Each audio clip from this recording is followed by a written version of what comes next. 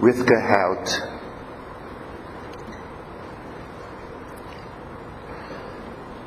Zechet Tzadeket Livracha.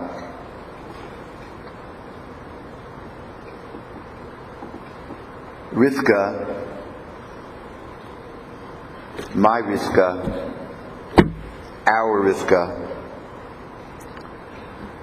was one of the heroic, legendary figures of our time. Her life was inextricably bound with Torah.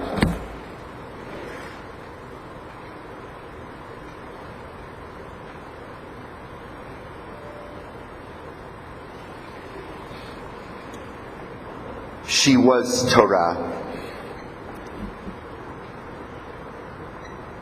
Towards the end of the Torah, the 5 books are described as Eish Dat, upon which the Tanchuma, the Midrash, remarks, Shehaita Ketuvah Be'esh Shchora Al Gabe Eish Levana. The Torah was written black fire on white fire. Quite simply, black letters atop the white parchment. But it's much deeper. Black fire represents the words, the law, the vision, the mission, the values of Torah, and our sacred task to reach for these goals, no matter the consequences. This was Rivka. With absolute integrity, she devoted every day of her life to fix Am Yisrael and to fix the world in the spirit of the mission of the Torah. Ve'asita hayasha v'hatov be'inei Hashem. And you shall do that which is correct and good in the eyes of the Lord. And so Rivka was the Rebbe for women's prayer groups, Women at the Wall, Agunot. She was relentless. She was uncompromising. She was unyielding. She was Eish Shachor. Never will I forget that evening 30 years ago, right here at the Bayit, when a prominent rabbi, happened to have been the president of the Rabbinical Council of America, quoted a tshuva from Rav Moshe, which he argued forbade women to wear a talit. Rivka jumped up. She rose and said, "But you failed to read the end of the tshuva, where Rav Moshe concludes and says the very opposite." She was Eish Shachor. As virtually every morning I would see her after hearing the brilliance of Rav Dov's Daf Yomi that Rivka so loved. And she would buttonhole me right here in the lobby. And these were her words: "Rabbi, you're one of the good guys." Coming from Rivka, I took that as a compliment. But then she continued, "Where's my Bet Din La'agunot?" Every day. She was like a laser, uni-focused, going all the way back to women's prayer groups. Even as partnership, thank God, gained traction, she often told me she loved to hear the voices of women in song, in tefillah, in their own women's prayer groups. The Eish Shachor was the side of Rivka that most everyone in this space knew. But for me, it was balanced, and yes, it was outweighed by the Eish Lavan, the white spaces upon which the black letters rest. What are the white spaces? They represent the softness, the kindness, the gentleness, values that are even more important in life. I can tell you that it's often the case when you are an ideologue, you're so driven by the cause that you become insensitive to the people around you. This is ironic, as the goal of the ideologue is to improve the lot of people, to improve the lot of the less fortunate. What I found to be uncanny about Rivka was the following. As driven as she was, she understood that Eish Shachor could not sustain itself without Eish Lavan. Yes, as driven as she was, she never forgot the human equation. I saw this firsthand many times. Once, when being attacked by someone who was working with Rivka on a particular project, she stepped in to protect me. The criticism in Rivka's eyes had crossed the line. The message of Eish Lavan could not be forgotten. Yes, as tough as she was, and she was tough, she had an even softer, an even kinder, an even gentler side. And it's often the case that Eish Shachor people, the driven ones, have little time for the Eish Lavan of their families and friends. With all my heart and soul, I believe that if Rivka were asked what was her greatest accomplishment, she would say, my family. The memory of Rivka's love for her Yitzchak, echoing the Torah's words, Vayikach et Rivka, Vatihilo li'isha vaye'ehaveha. And so Yitzchak and Rivka, they marry. And then the Torah says, and then they loved. As every day their love grew greater and greater, higher and higher, as Reb Shlomo, whom Abba and Ima loved, would say.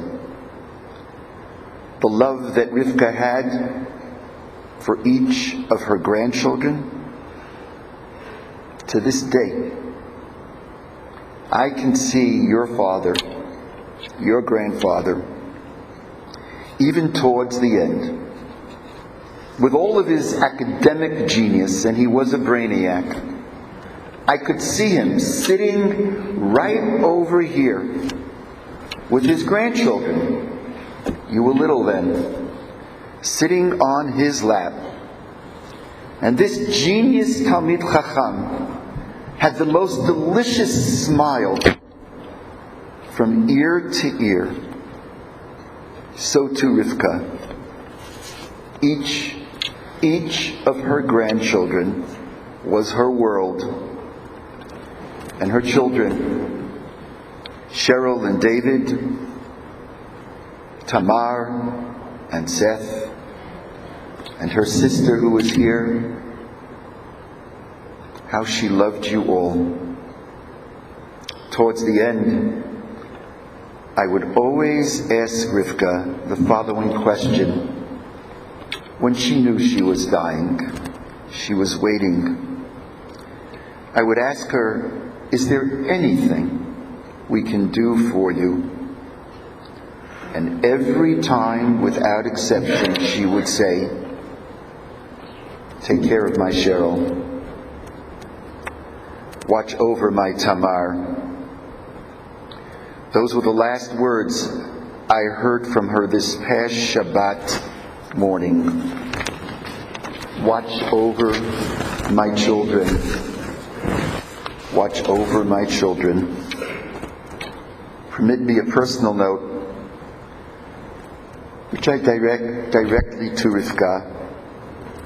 I'm forever grateful to you, Rivka, and to you, Yitzchak, for always, without fail, being a source of encouragement and support, no matter the criticism, no matter the push. You were always there for this rabbi, not only on the Eish Shachor level, but on the Eish Lavan level as well. It is this balance which made Rivka legendary.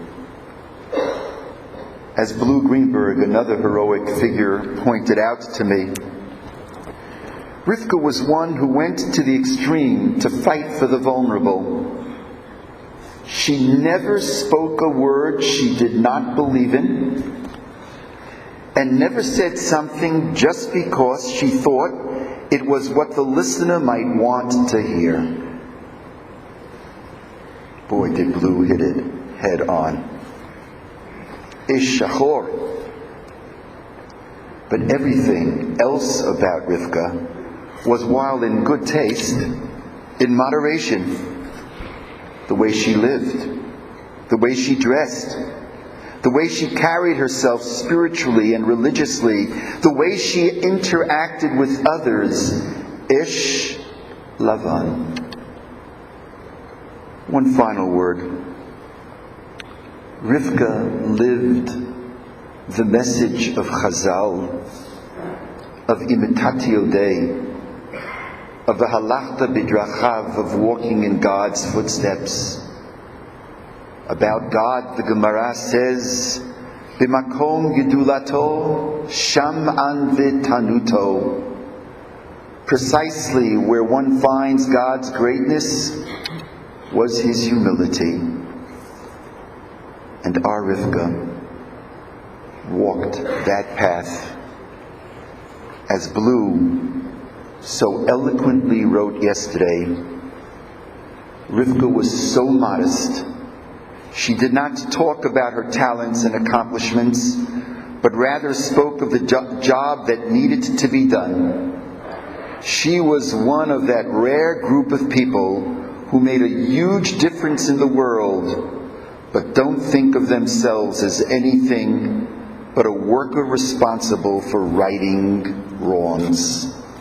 She was a love.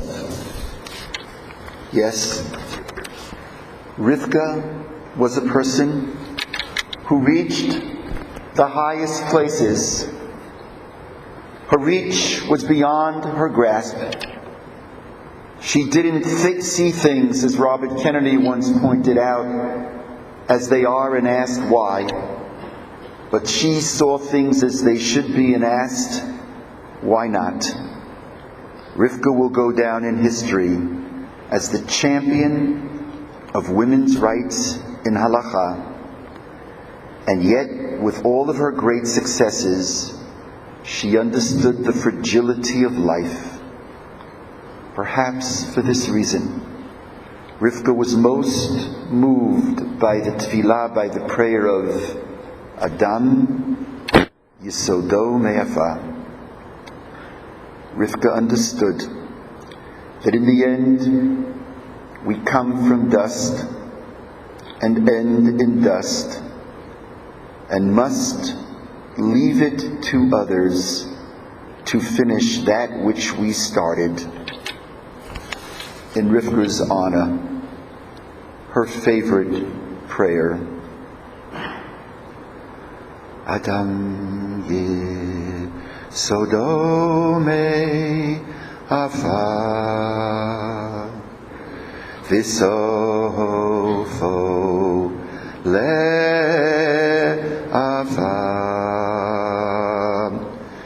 B'nafsho yavi lachmo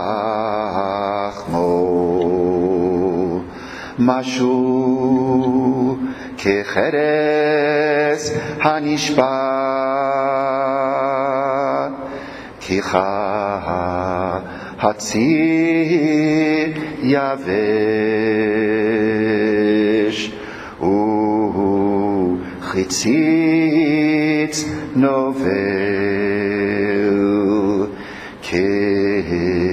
hitzel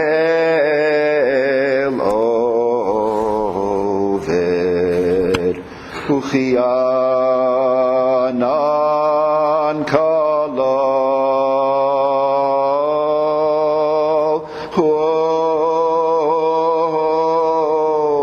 chiru achno shavet uchiavat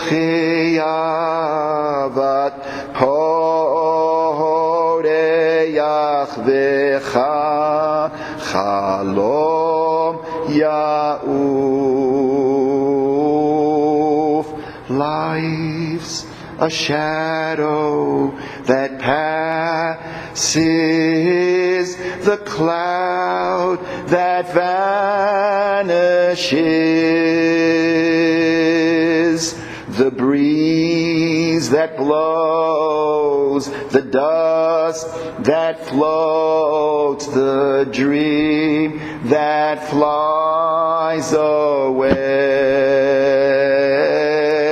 Da da da da da da da da da da da da da da da da da da da.